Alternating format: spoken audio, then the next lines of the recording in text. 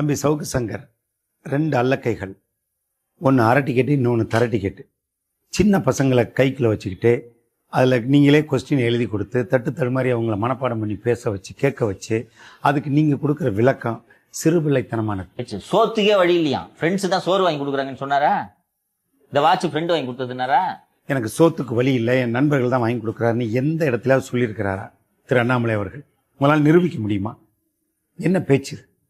Watch வாங்க முடியாமையா இன்னொருத்தன் watch வாங்கி கொடுத்ததை கட்டிக்கிட்டோம்னு சொன்னார். ஒரு நண்பர் தனக்கு காம்ப்ளிமெண்ட் வாங்கி கொடுத்துருக்கிறாரு, அதை வாங்கக்கூடாதா? காம்ப்ளிமெண்ட் வாங்கி கொடுத்த வாட்சை கட்டக்கூடாதா? அது சொன்ன தப்பா? அதுபோக சொத்து வாங்கியிருக்கிறாருன்னு சொல்றிய விவசாய நிலம் என்ன கமர்ஷியல் காம்ப்ளெக்ஸாக வாங்கியிருக்கிறாங்க? 50 கோடி 10 கோடி 20 கோடின்னு சொல்லி விவசாய நிலம் வாங்கக்கூடாதா? ஒரு விவசாயி மகன் விவசாயம் பண்ணணும்னு ஆசைப்படுறாரு. தன் வாழ்க்கையில் ஐஏஎஸ் அதிகாரியாக இருந்திருக்கிறாரு. தன்னுடைய வாழ்க்கை துணைவியார் பெரிய பொறுப்புள்ள பதவிகள் இருந்திருக்கிறாங்க. 2 பேருடைய 10-12 ஆண்டு கால சம்பாத்தியங்களை வச்சு ஒரு சொத்து வாங்குறதுக்கு திராணி இருக்காதா? 1000-2000 கோடி அடிக்கிறவன் தான் சொத்து வாங்கணுமா? சாதாரண ஏழைபால சொத்து வாங்குற பழக்கம் இல்லையா? யாரு எழுதி கொடுத்த கேள்வியை நீங்க பதிலா வாசிக்கணும். அவன்கிட்ட எவ்வளவு காசு வாங்கினீங்க?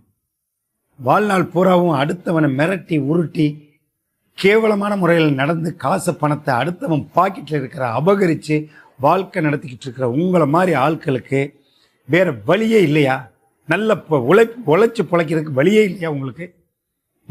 இதெல்லாம் என்ன கேள்வி, என்ன பதில்? திருந்த பாருங்கய்யா.